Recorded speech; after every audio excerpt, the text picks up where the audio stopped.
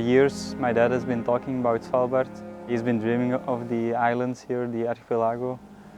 In our home we actually have a big sea chart of Svalbard and the northern sea, northern Atlantic Sea. So from that I also start to share the dream of coming here. I think this is one of the most special areas to sail around of the whole world.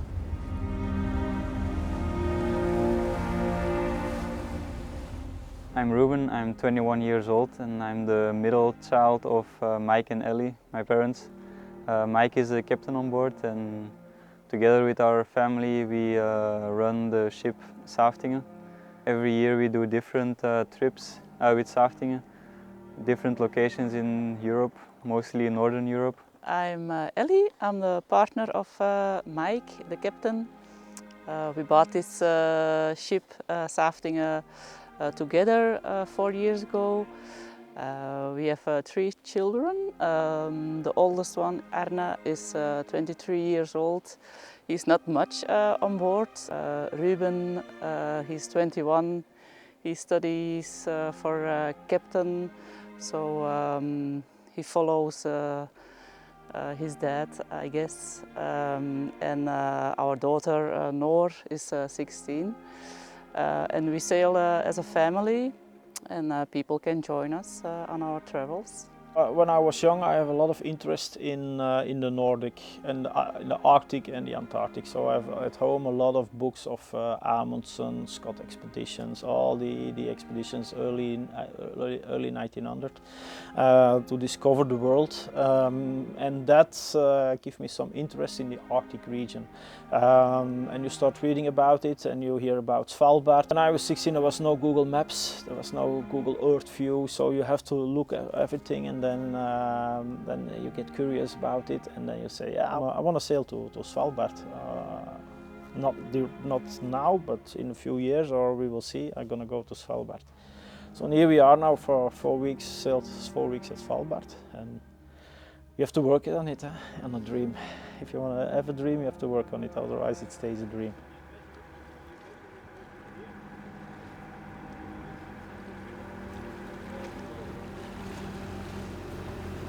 Ja, een beetje meer naar backboard, stuurboord. So there is quite a lot of ice in the bay here, and now we're communicating with the person in the front. He says where the ice is so we can maneuver around it. We don't want to have a collision with the ice, so that's why we're being extra careful at the moment. Ruben is now driving the ship, and I am watching with the walkie-talkie, and we say where the icebergs are. The problem is not the big ones; it's the little ones in the water. You have to see, because one cube of ice is already 1 ton, and we want to prevent that we hit the hull with such a little. It's little blocks. There are little blocks from 1 cube, or 2-3 cubes of ice, but they weigh 3 tons, so we don't want to hit it.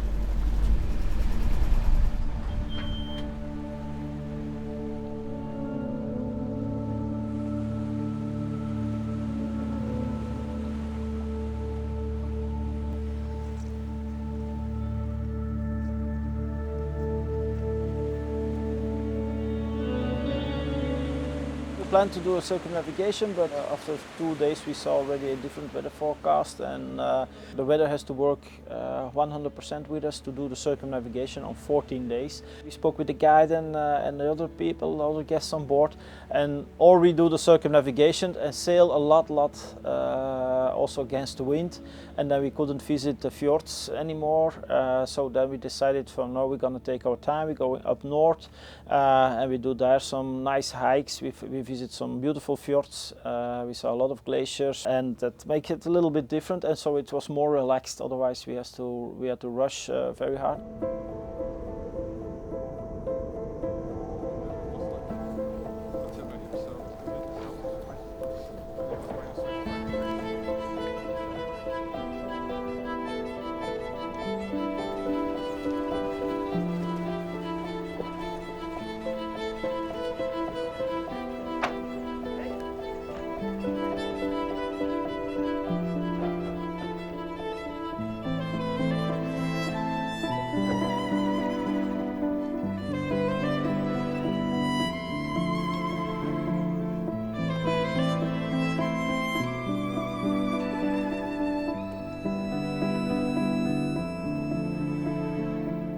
Yeah, in summer it's very difficult here on Svalbard if you don't have a boat. So hiking is quite difficult because the permafrost is thawing, so it's always like very muddy and you need rubber boots. And if there is some rivers, meltwater rivers from the glaciers, then it's going to be hard to cross. So yeah, hiking is very difficult in summer here.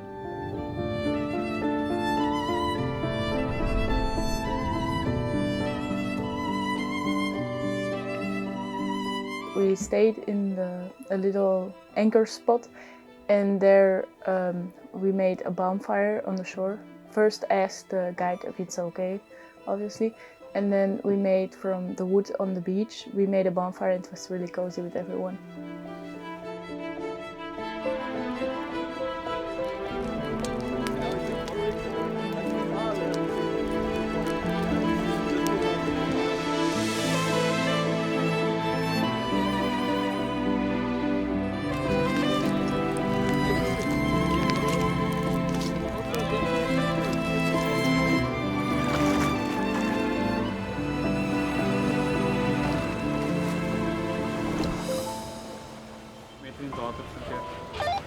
So now we are pulling up the anchor to leave the bay of Moffen. We have been here for a few days because the weather was not good to go out on the fjord. This is a good shelter bay. It's like all around there is land, just a small inlet where we could get in.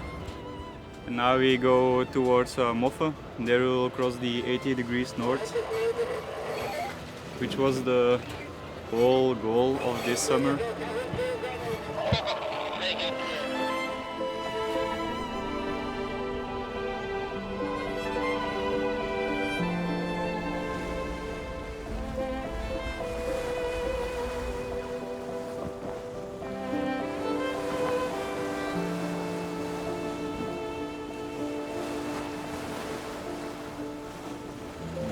And we are at, yes, 80 degrees.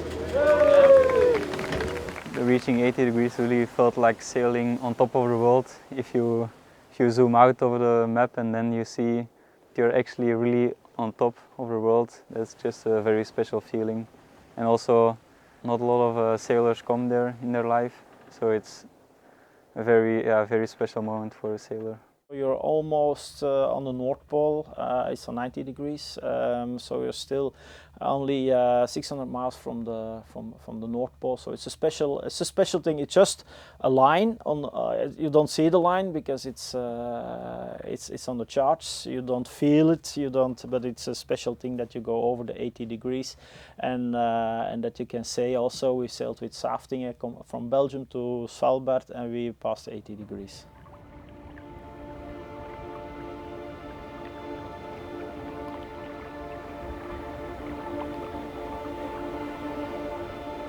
So Saeftinghe is a sailing vessel built in 1993. That's also the year I met Mike. We have place for 14 people. Mostly we sail around 10, 12 people. That's comfortable. The length of Saeftinghe is 23 meters and a half. The beam is 5 meters 60, and we have a retractable keel, so the depth is between 180 and 3 meters 20.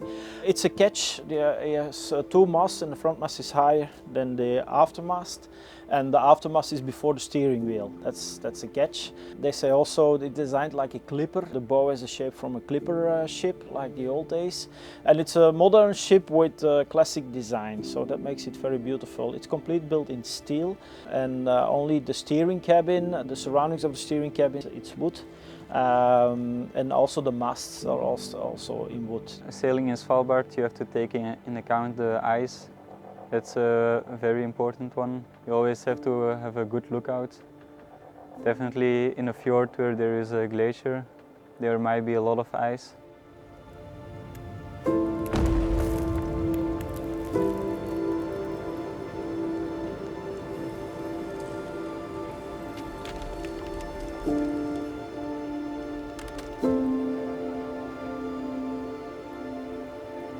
For me, obviously, Svalbard is very special because of the glaciers. So Yeah, we also went to many glaciers with the guests because of my interest in glaciers, and I hope I could show the guests and the crew that Svalbard is very special because of the big calving glaciers. It was the first time for me to be sailing next to glaciers, and yeah, the first time I saw some sea ice, it was very scary. I really tried to maneuver far away from it, but after a while you get more used to it, and then you start to know how the sea ice is drifting and how to maneuver through it. So then we actually made it pretty close to a glacier. We always try to keep a safe distance, but still it feels so close, and the glaciers are really massive. And the sound that they make, it's incredible to hear. The crumbling down from the glaciers. The sea ice is something very unique to be sailing in. Just the weather is fine, sun is shining, it looks a little bit like Caribbean or Svalbard. It's warm, and we're just traveling around, sailing around the fjord, visiting some glaciers. And in the late afternoon we're going back to an anchor spot where we stay the night before we set our course to the south again.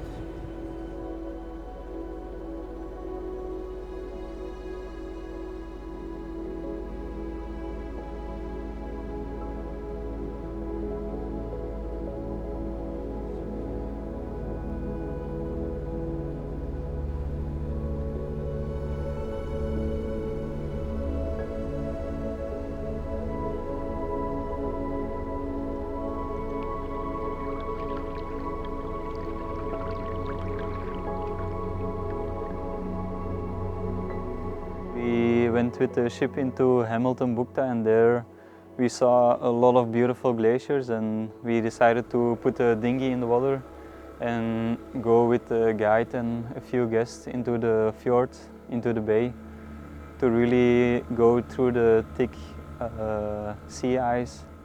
We saw some seals, and yeah, it was a very special moment to have the glaciers so close, of course on a safe distance, but still so close.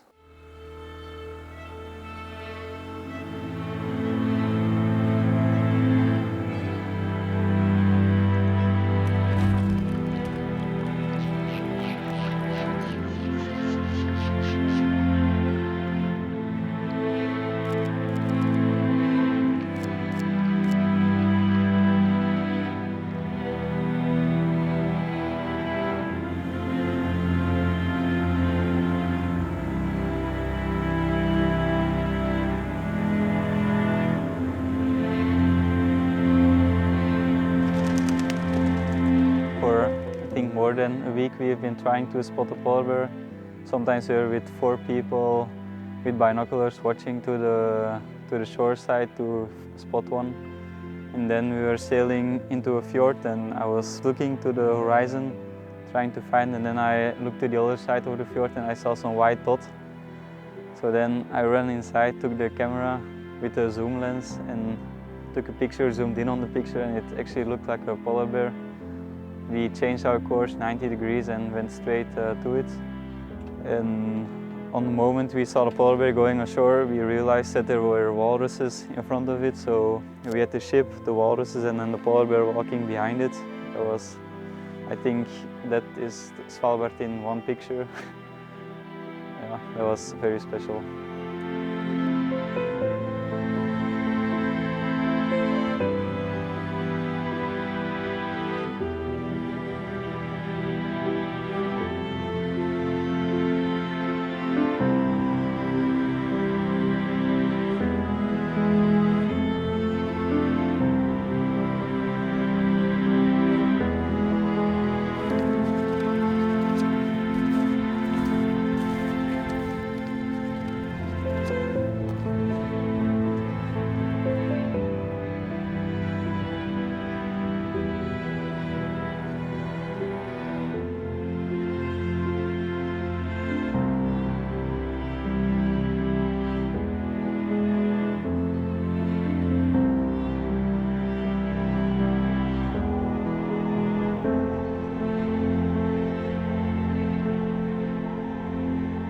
I'm always surprised about the people that come on board that People come, sometimes you know them, sometimes you don't know them, but mostly they leave as friends. And the groups that we have on board here on Svalbard, they are all people, they come back even for the fourth time to sail with us, so it's a nice thing to do, and it's beautiful that you met so many nice people. And the 3 weeks on the boat for me felt like just home. I like my home where I live in Belgium, but I didn't miss it when the 3 weeks when I was on the boat. So I want to take my hat off to Mike and to Ellie. It was very special, very nice.